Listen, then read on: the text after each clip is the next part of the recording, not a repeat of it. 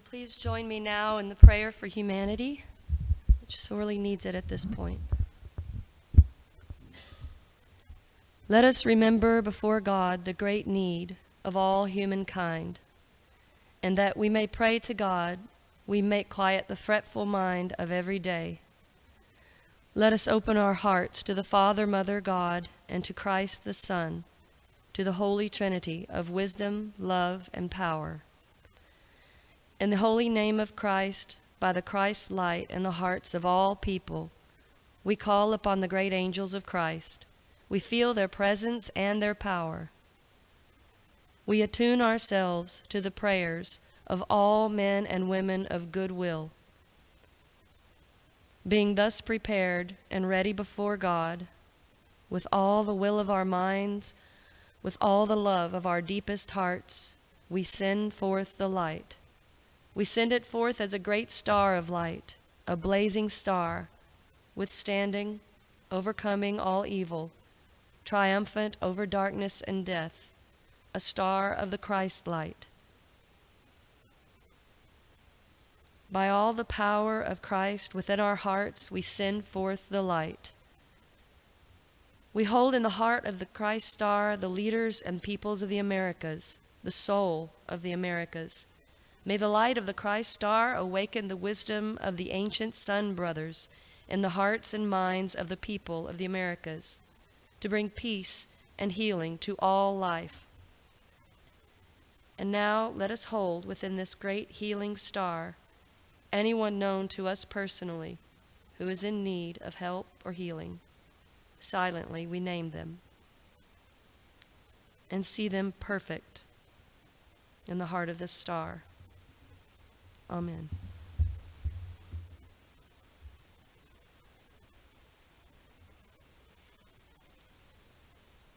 This is our healing circle. Let us open our hearts to the Christ power, wisdom, and love, as together we call upon the angels of healing to draw close. We come into the soft radiance of this love as we focus and hold the healing light of the Christ star over all parts of the world in need, wherever there's thirst, wherever there's hunger, wherever there's lack of adequate shelter.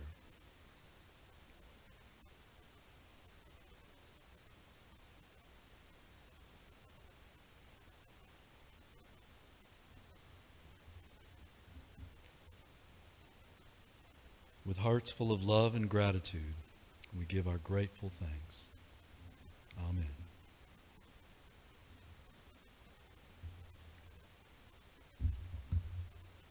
Well, this reading is comprised of excerpts from Group Consciousness by White Eagle, Braiding Sweetgrass by Robin Wall Kimmerer, Love in the Soul, Creating a Future for Earth by Robert Sardello, and Spirits Rebellious by Khalil Gibran.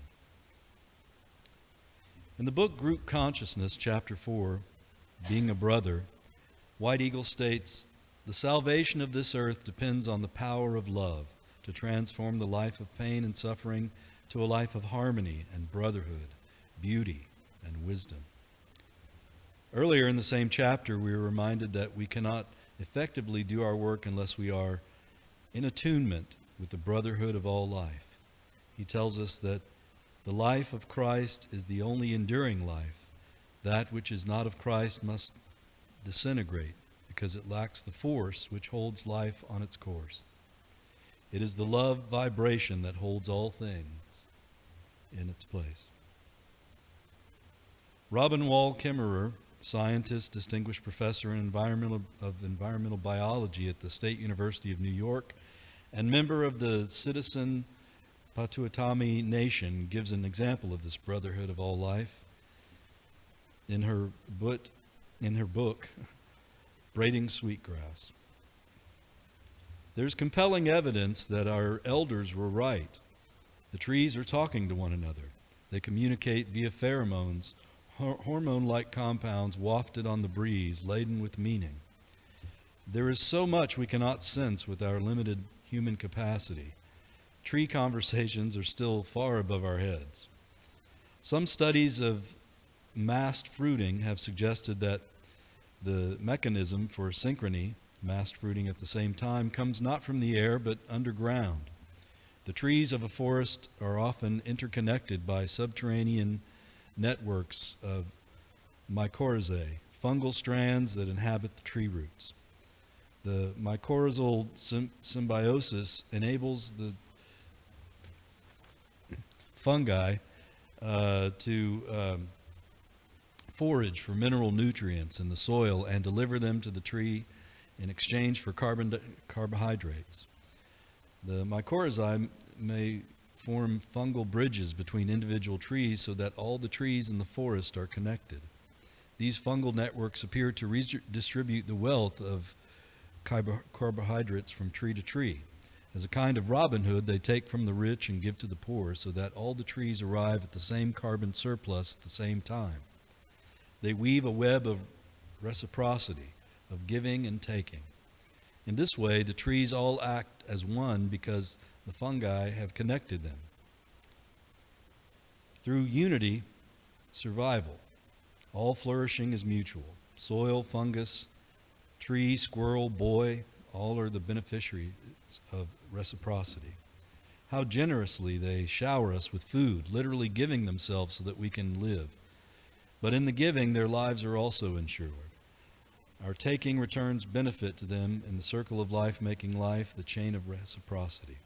Living by the precepts of the honorable harvest, to take only what is given, to use it well, to be grateful for the gift, and to reciprocate the gift is easy in a pecan grove. We reciprocate the gift by taking care of the grove, protecting it from harm, planting seeds so that new groves will shade the prairie and feed the squirrels.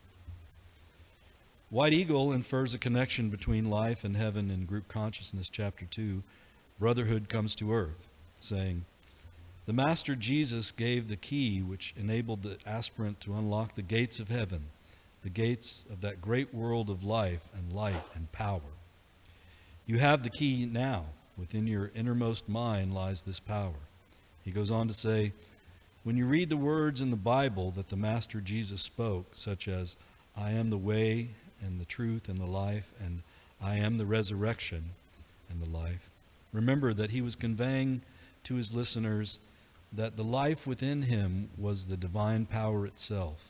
If only brothers and sisters would live by that inner power. It is the light which lights every man and every woman on the path to the kingdom of heaven.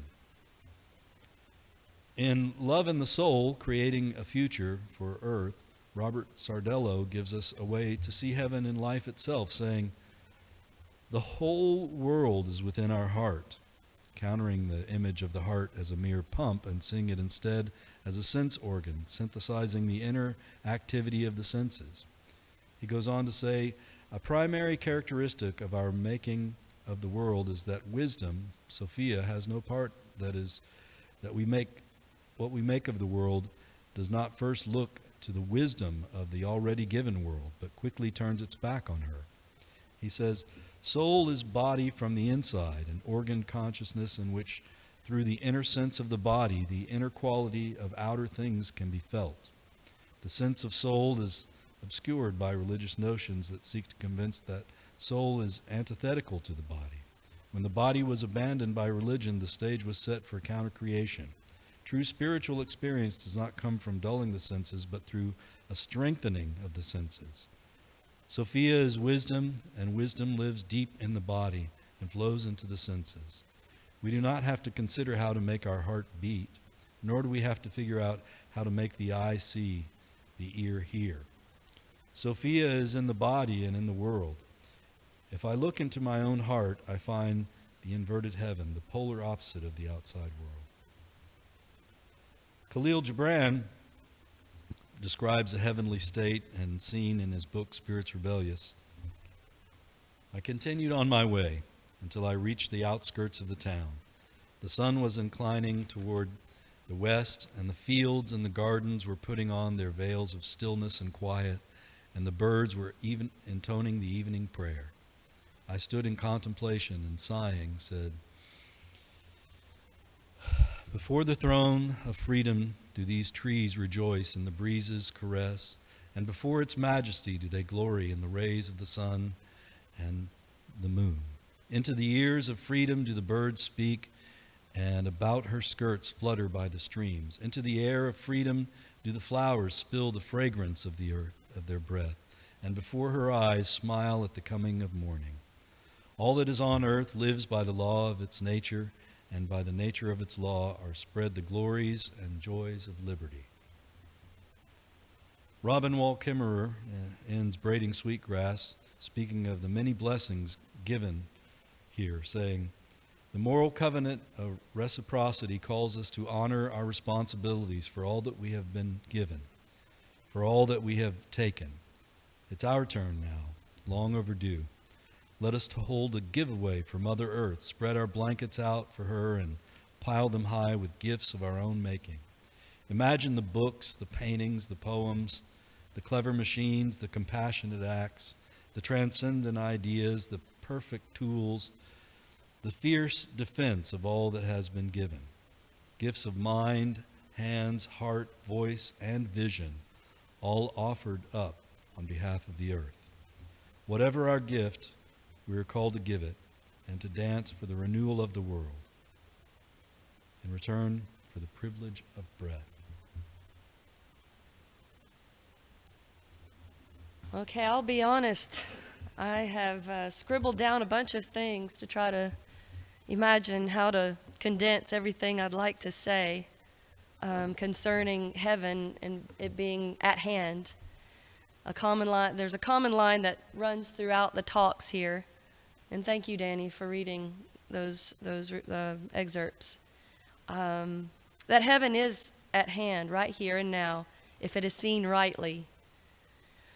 And we talk a lot here, and I've thought of it too, about how our imagination is so important in imagining, even in very difficult and challenging times, seeing the good and what is happening, and that there's something going on that we can't necessarily see, but it's for the good. It's all working out for the good.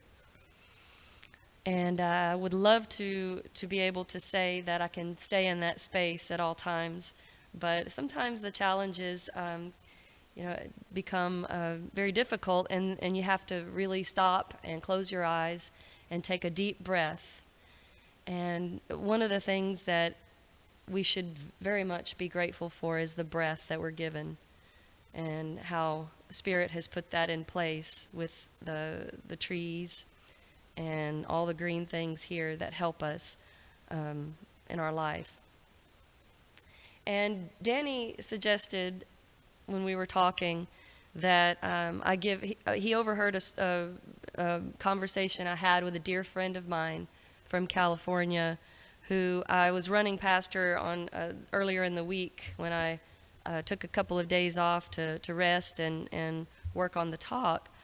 I ran it past her, and she gave me great compliments, as a dear friend would, and said the concepts that I come up with, that I can say them in ways that are very hit the heart, that are powerful to her, and I thanked her for that and said, I didn't just start today. I've been starting since kindergarten, trying to synthesize all these things, and it made her laugh, and she said, kindergarten, I can see, the little kindergartner saying, okay, the bugs are something we should be thankful for and look at, and trying to stop all the little kids' feet from finding the bugs, and was very hard to do.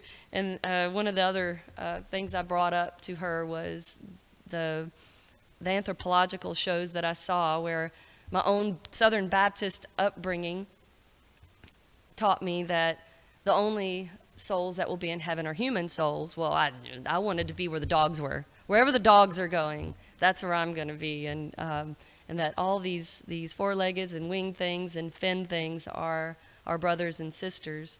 And we should be grateful for all these blessings that we are given. And I think in the gratitude that we have, we actually change not only our own internal state and walk through the world in a more calm, more open way, and therefore can bring peace to a situation that may lack it at the time, but we can also change the actual thing that we're focused on. We're able to look closely and be completely present for each other, for the world around us, and for any situation that then gets our total attention. And I have to go here. The tech companies know how valuable our attention is. They know that if they can keep our attention, that what we give our attention to will thrive. And if it's contention that's there for us to see played out between individuals, then that will get our attention and therefore will thrive. If we instead decide to give our attention to the immediate moment and to those in it, whether it be the life present in the birds and the trees on a walk, or the life given right in front of us as our companion, our love, our mother, our father, they get to thrive. And I have to say, it just came to me that when I visited my parents last weekend, I noticed that, and my dad and I seem to see things in the same way. He is someone who has put back together hawks there was a hawk named Popsicle that he used popsicle sticks to put that hawk back together. And after it had been hit by a car, he had raised a brood of owls and saved a pigeon whose name became Lucky. After a storm, the nest had fallen over, and he was the lone survivor. And so my dad and I have similar thoughts on things, and he taught me to respect homes of other creatures and respect the life around me. And I go there, and his blood sugar, he's diabetic and he's got dementia, but his blood sugar leveled out. Now, I'm one of facts. I like to first see the fact of things before I let my faith,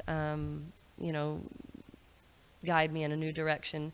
And the fact is, he has diabetes and cannot take in sugar. But sometimes it seems like no matter what he eats, no matter what anyone fixes, his blood sugar goes up and down quite a bit. Well, just the being there and being present for him and playing the harmonica, which he's the first harmonica player I ever heard, playing the harmonica for him, he got better. His blood sugar leveled out. And I can't explain that other than to say that someone of like mind, and others love him, but my presence there and us seeing things the same way, me pointing to the things he used to point out to me, the trees, the deer, all the different things that he would show me, I'm now showing him. And that helped him. And that's the only explanation I have for that. And the spirit of love that was there between us helped him. So I'm very grateful for every one of you and for this place that I've been given the opportunity to speak what is in my heart to speak. We all have perspectives, and I always like to, at least once in a talk that I give, say, if something I say does not ring true to you, then by all means, go with the truth you're shown. I feel like we're all part of a body, and just like if this muscle is doing work, this one has to relax. And if this muscle is doing work to pull something, then this one has to relax. So we can't all, be doing our work at the same time. Sometimes it takes a coordinated effort and a relaxing of one, while the other perspectives can take an opportunity to speak. So I realize that sometimes my ideas are a little not the mainstream, and I would like to thank you all for giving me the opportunity, and for the White Eagle Lodge for giving me the opportunity to say these things. I will say I'm very grateful, too, for this earth. If it isn't clear by the choices I've made in the readings, that this is heaven, and if we can see it that way, it changes. And I was taught in my earlier spiritual upbringing in the Baptist church that Jesus is love, and that Jesus is life. And these are things I carry with me today. And that life equals love, equals God. And if we see that, then we can see the line of life moving through us in the gifts that the trees give in our breath, and in the life-giving force of the food that we eat. That's life, God, love, moving through us through a different channel. And I see this life as being relationship-oriented, and maybe that's one of the things that we're supposed to learn here is how to truly be in relationship to one another. It's an interdependence, from the bacteria in our gut that helps in our digestion to the mitochondria that produce energy in our cells and still retain their own DNA, to the trees that give us breath. I thank all of these things. And I think walking through the world with a sense of gratitude, well, it's been shown scientifically to help our own health. And I hope that that the world can receive our healing as quickly as possible. And I'm sure that the path has been set for us to do just that here at the White Eagle Lodge. For sure, we are able to stop what we're doing and go within and stop all the turmoil and all the feelings that can lead to despair and see the light of the star. And we are all part of we all have within us the pieces of the stars. Our calcium, our carbon, and hydrogen all were forged in stars. And I believe we retain the memory of the greatness of that shining, and that we can shine here today the light of our own gratitude.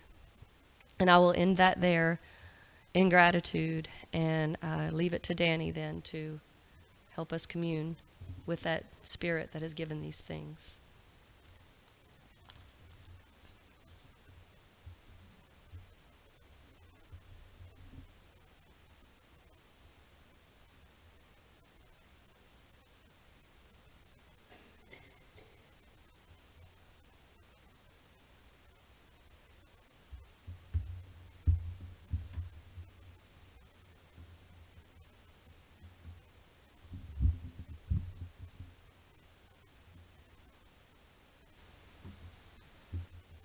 I also want to take a moment to say how grateful I am to be able to be here and the beautiful land that Joni and I, when we first met, used to walk around on all the time. And the very kind and friendly people that I've met here.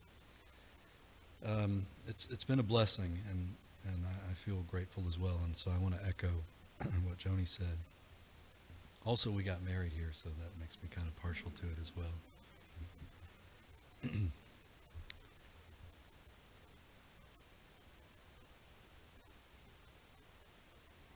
Let us, in our mind's eye, visualize a beautiful natural scene.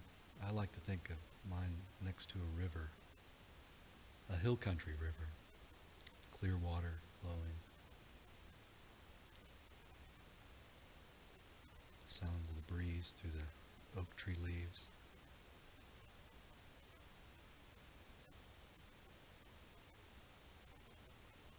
And as we sit comfortably and contemplate our many blessings, we're grateful for this life. Grateful for the sun. And as the Son of Man, the Master Jesus, comes to us, places his hand upon our shoulder, prays for us, and offers us the wine of the Spirit. And we take and we drink and are refreshed. Likewise, he offers us the bread of life. We take and eat and are nourished.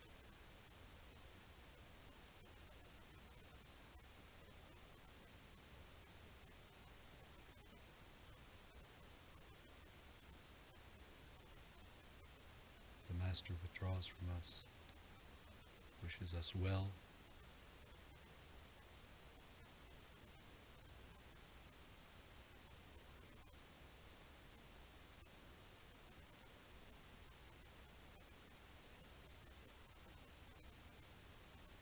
We see mind's eye that beautiful scene around us again, the river, the trees.